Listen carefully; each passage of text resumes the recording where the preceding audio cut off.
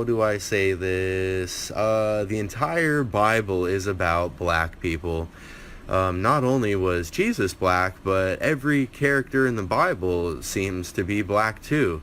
Yeah, Zephaniah and Jeremiah and Jebediah, those all aren't white people names, okay? And Jesus wasn't some tan, partially melanated Middle Eastern person either. I'm talking straight up black dude, okay? Even in the book of Revelation, when you get the vision of Daniel, he's describing someone with feet like burnt brass and white woolly hair, and we've got the deep running water voice with the red eyes, and you guys, he's black. The Jewish people are black people, like Kanye was right. And those people yelling at the park dressed in purple about black people being the real Hebrew Israelites, they're right, okay? Like, anytime you see the word Hebrew or Israelite or Jew in the Bible, in your mind you got to replace that with black person. So the whole Bible is going to make a lot more sense to you once you start reading it like that. But you need to let this get settled in your heart now before you get up there. So, I mean, they were literally whipping him on his way to get crucified, you guys. Crucifixion was a punishment, like, for slaves back then. And gladiators. And all the gladiators were black, too. Did you know that? Like, you guys, he was sold for 30 pieces of silver. That was the maximum amount of money that a slave could be sold for. Oh, just coincidence? Above his cross, it says INRI. They were like mocking him. They were saying it says this is the king of the Jews. They're saying, like, here's the king of the black people. Look what we did to him. Why does the KKK burn crosses, you guys? The racist KKK. It's just, black people rejoice. You are God's chosen people. Like, I mean, those are some big shoes to fill, but be honored. Like, feel good about that. Like, how cool. Anyway, see you later. Jesus was black. This is Job 9:24. The earth is given into the hand of the wicked. He covereth the faces of the judges thereof. If not, where and who is he? Shalom Akim. Ka Halal Yahawah B'Shem Yahawashi B'Shem Qadash. Double honors to my teachers, the apostles and elders of Israel. Shalom to the house of David, who are the elect to be born again in this generation. And shalom to the 1/3 Yasharallah, who today are known as the Negroes, Latinos, and Native Americans, who, for losing our true heritage, were known as, and still are, the true Hebrew Israelites of the Holy Bible. In today's lesson, we're going to go into iconoclasm, and we're going to show you some examples, and also we just watched the testimony of a supposed Edomite telling you that the true Israelites are in fact the so-called black people. Now it goes deeper than that. When you go into who are the 12 tribes of Israel, that would be the Negro, Latino, and Native Americans. Okay? But as the scripture we just read, it tells you that he covereth the faces of the judges thereof. Now what is that talking about? Well, that is talking about how when these Edomites took over, namely during the Renaissance, which, let me go ahead and bring out the Bible timeline. In the time of the Renaissance, which took place from about 1300 to 1700 AD, this is basically when Esau regained control of basically the known world and the ruling empires of the world. It says, as the Renaissance spread, Edom slowly gained control over all of Europe and began his campaign of iconoclasm, repainting the saints and images of God to reflect their own likeness. Now, when you go into what caused the Renaissance, you have to go back to the creation of Switzerland. Okay? Switzerland was created because of the Knights Templars. You see, let me go back to it. You got to go all the way back to the last battle of the Crusades, which took place basically in 1291. And it tells you, it says, the Crusades were a series of religious wars sanctioned by the Latin Church in the medieval period. Now, what had happened is that the Knights Templars, along with all these other knights, which again, these other knights were basically Judites, right? And they came from all over the empires, which Judah, right, the southern kingdom of Israel, the so-called black people, ruled. The French, Spain, Europe, Germany, Britain, and all these European countries all had, for the most part, private knights. Okay, if you go back and you look at that movie with Heath Ledger, The Knight's Tale, it shows you how you had noblemen who were considered knights, and they would go out and for a pay, they would go out and go to war. Because back then, countries didn't really have standing armies. Basically, their armies were made up by the noblemen of the realm, and those noblemen then themselves had fighting men. You see, the Knights Templar were, for the most part, made up of Edomites. Okay, and there were some Jakes in there, but for what happened is during the last crusade, when Ishmael finally got up into Jerusalem and took it over, which is why they were in control of this land up until the Palestinians lost it to the Edomites during the Balfour Declaration, and when Amalek moved in. That's how the Palestinians moved in here. Okay, that's how Islam gained control and built the mosque on top of the Temple Mount, or the supposed Temple Mount. Well, you see, what happened is when the Catholic powers and the Catholic knights, they lost the Battle of Aachen, right, which was basically the last battle of the Crusades. The Knights Templars, for the most part, pillaged all the land of all the richest golds and religious relics, and they even say that they took the secrets of King Solomon and all his, books of magic with them, right? That's the supposed line, but that's just hearsay. That's not biblical at all.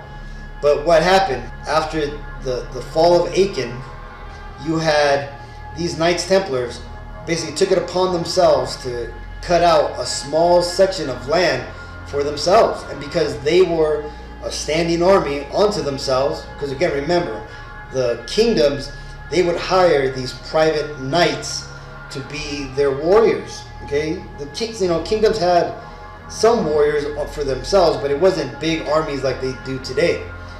So the Knights Templars, because of the power that were given to them by the Vatican, right? The Vatican gave them power to be their own banks, and that right there just allowed them to gain tons of wealth and power and influence over the European nations that they controlled in.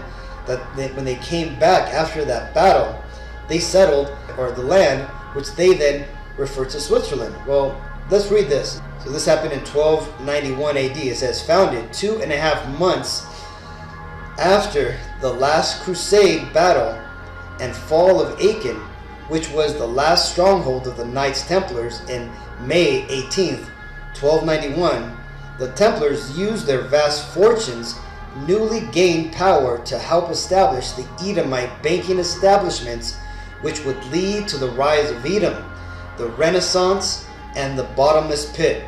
Because you see, when these Edomites, when they started to build out that land there in Switzerland, like it says here, they started to establish their banking dynasties. This is where, when you get into the Medicis, which were one of the large banking families which went into Italy, and again, this is Italy down here.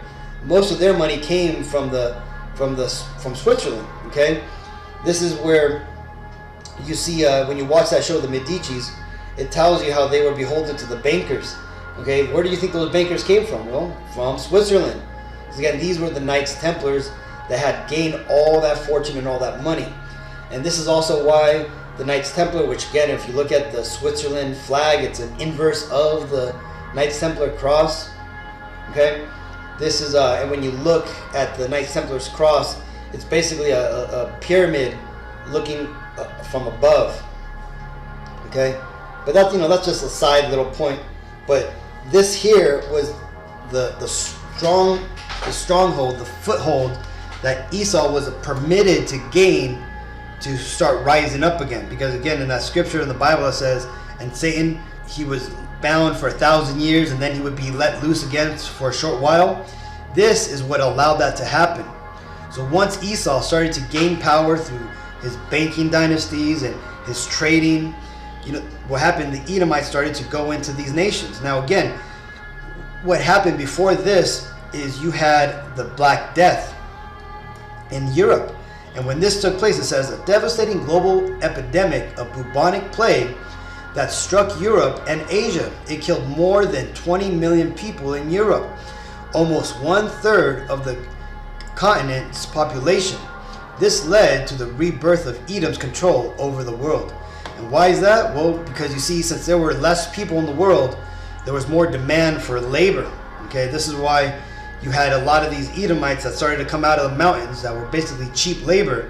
They started to come up in society as the laborers, and little by little they started to get a little bit more power, wealth, and eventually they came up into society. Okay, and this is where you had the Renaissance rebirth. Okay, by this time Esau had managed to gain control, marry into powerful Judite families that had control over nations. If you want to see examples of this, just look at some period pieces like the Borgias, or look at Mary, Queen of Scots, which is a story of King James, King James's mother. It shows you how France and Britain, how they were basically infiltrated little by these Edomites. And it doesn't, and everybody in these shows is all white, but you got to understand from history who would have been the so-called black people, right? It would have been the kings and the nobles who were the black people, and you see that the lower class nobles that started to come up, or new money, these would have been the Edomites. And you start seeing in these shows, how they could gain control. And again, just throughout history and the records, you see how these Edomites gained control through treaties, through intermarrying, and all that stuff. Well, what does the scripture say about that? Ecclesiasticus 10:8. Because of unrighteous dealings, injuries, and riches got by deceit, the kingdom is translated from one people to another. Right? And the kingdom that was translated was this kingdom, right? Because here's an old Byzantine era or Holy Roman Empire, which again, you got to remember, the Byzantine Empire and the Holy Roman Empire was the split kingdom of Rome. Again, after Jake had taken over the Roman Empire, Constantine the Great came into power, created the Vatican, and then a couple of years after that, he established the Byzantine Empire. Okay, this was the continuation of the Roman Empire in the East during the late antiquity of the Middle Ages. Okay, and then after that, when you go down through history,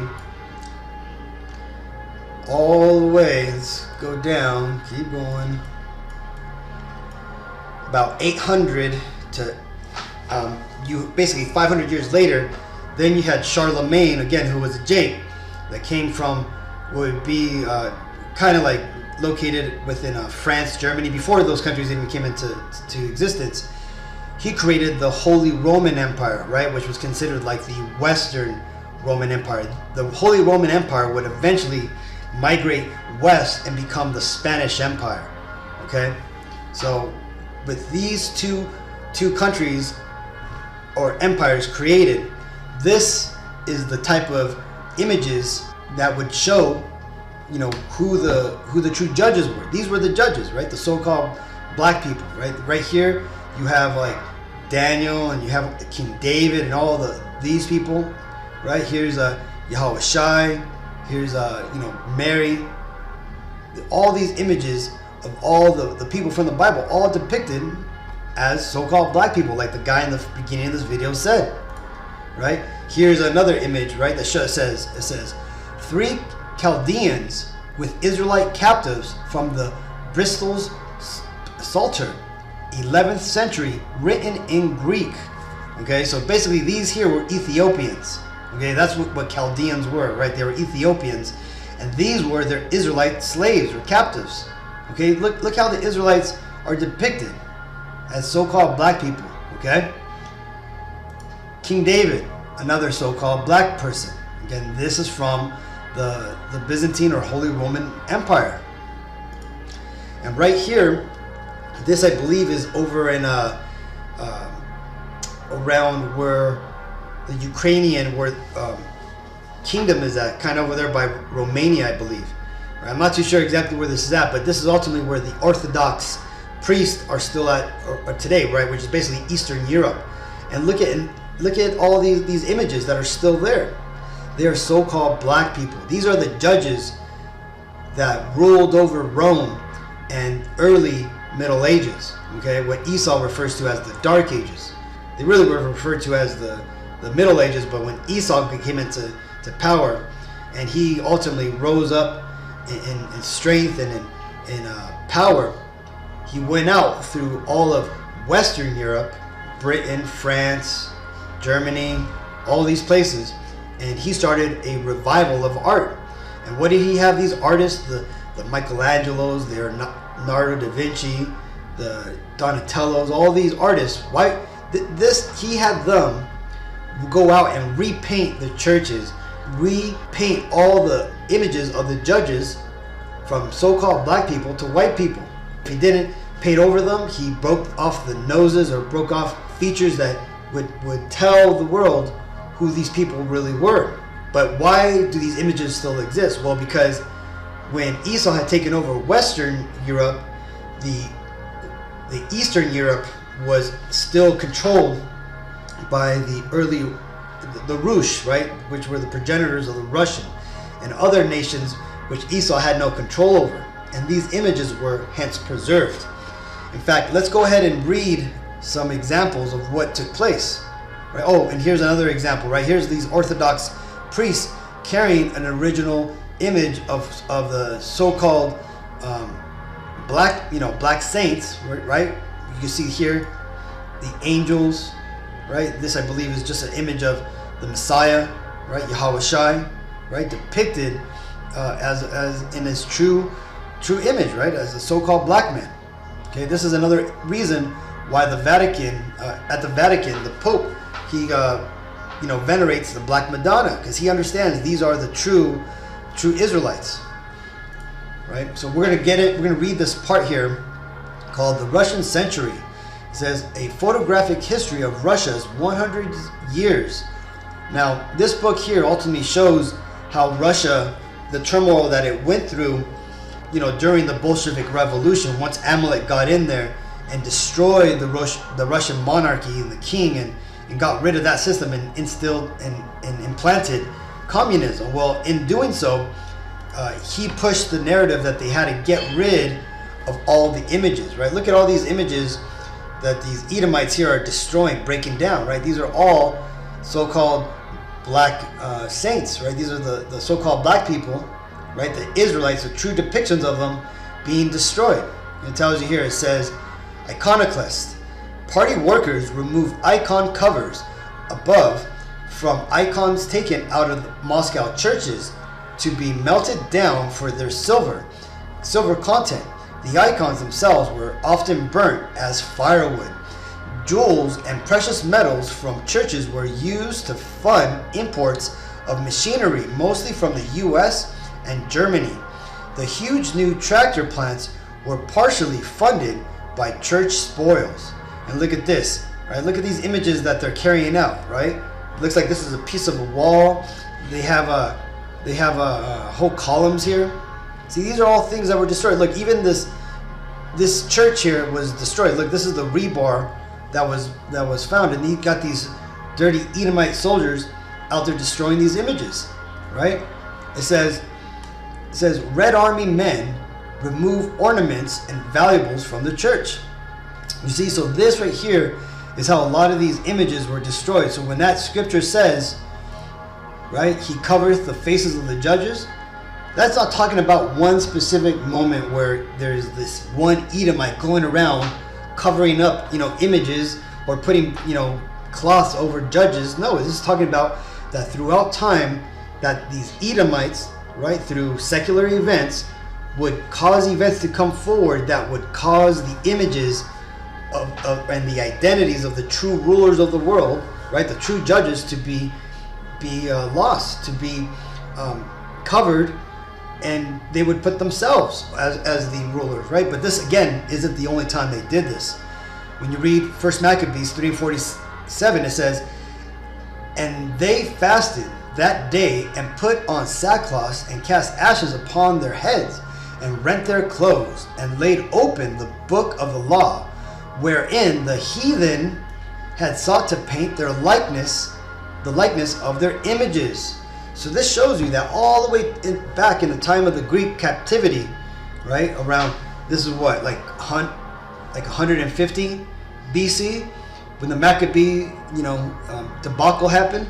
That even back then and before then, that these heathens, namely these Edomites, had sought to paint themselves into this Bible, right? That sought to make themselves part of the book. And you could see that happening by Herod and his lineage, right? How they, after they killed off all the Maccabean males, they married the women within that family, and hence they then claimed the leadership of the Israelite nation. And that's why the Romans dealt with them, and that's why by the time the Yahawashi came on the scene, that's why Herod was ruling. These devils have always tried to take part of our history and our identity. And what eventually happened is that they took it. They took over not only our land, but our identity. Okay, they are calling themselves the chosen people, the Israelites. Namely, they're calling themselves the Jews. But like the man in the beginning of this lesson, he came out and straight up said it, right? Kanye was right. And it wasn't just Kanye that was right. It was the apostles and the teachers that came into this truth and that have been planting these seeds. Because why? Well, because they were given the Spirit by the Lord. And the apostles of today are still out there preaching, waking up Israelites, and me, the other brothers out here, we're doing the same thing. We're spreading this message to our people to wake us up, to let our people know that we are the Israelites and we got to come back to our true identity and reclaim our heritage, because these devils, it doesn't belong to them, and they're using our heritage as a cloak of maliciousness to rule over the world. But the beautiful thing is that the veil is being lifted and they're being revealed for who they are. They're being revealed for being the false Jews, or the false impostors that the Bible said would come in the last days. And this is an example here. Look, check this out. It says, original artwork of King Edward III, grandson of King Edward Longshanks, depicted in Braveheart, grandfather of King Richard II, from the Bruges Garter book, 1375 to 1450, right? Look at him. He's a so-called black man. Okay? But look what happened to him. During the Renaissance, they repainted his image to look like this. Whitewashed Renaissance depictions of King Edward III. Okay? See, they repainted the images, but these books that had gone out and been part of people's libraries, they couldn't get rid of all these books. And that's why you still have depictions like this. You have depictions of King James that comes from multiple different books depicting him as a so-called black man, because he was a so-called black man. Okay? You got things like this, right? A little bit of history for you, Akim. You all see this symbol here called the fleur-de-lis? This goes back to us Israelites. It says, the lily was a major symbol amongst the black nobility of Europe. The fleur-de-lis, also spelled fleur-de-lis, is a lily in French fleur and les meaning flower, and lily respectively, that is used as a decorative design or symbol, right? It says the British coats of arms depicting the lilies, harps of David, and the lion of the kingdom of Judah. Look at that, the lilies right here, the harp of David, the lion of right, that depicts Judah, right? And look, a so-called black person, right, an Israelite. And what does the scripture say? This 2 Ezra 5:24. And of all lands of the whole world, thou hast chosen thee one pit, and of all the flowers thereof one lily. You see that? That's why the fleur-de-lis is a lily. Okay, the lily was the Lord's favorite flower. You see that? That's where this fleur-de-lis comes from, Akim. And again, when you go to French and the European nobility, this is all over that stuff, man. See, these are our symbols. Okay, again, this is why the Orthodox priests carry images of so-called black men, right? Because these are the true depictions of the judges which were covered by these by these Edomites, right? This is Jeremiah 16:19. O Yahawah, my strength and my fortress, and my refuge in the day of affliction, the Gentiles, right, these other heathens, shall come unto thee from the ends of the earth, and shall say, surely our fathers have inherited lies, vanity, and the things wherein there is no profit. Now ultimately this is also talking about the Israelites, who are the Gentiles, who are going to be deceived, and they're going to think they're Christians, Baptists, Jehovah, Mormons, and whatever other denominations. But this also can apply to these other heathens, the ones who are living as so-called Jews, these Ashkenazi Khazarians, who are calling themselves the Jewish people, the Christians out there who think that they're the Gentiles, who are going to be given a shot of salvation, right? Even though they don't need to be saved from anything. This is their heaven. See, they're going to cry out to the Lord, saying that, understanding that they inherited lies. What did that guy in the beginning of this lesson say, right? That they might as well, get right with it in their mind before they get up there, right? See, because you see what's going to happen. And see, it doesn't matter if the world doesn't believe us. They're going to eventually know the truth, and they're going to realize that when they see the Lord and the angels, they're going to realize that a prophet has been amongst them. So either way, hopefully this video was edifying. Until the next time, I want to give all honor and glory and praises to Yahawah, B'Hashem Yahawashi, B'Hashem Qadash. Shalom.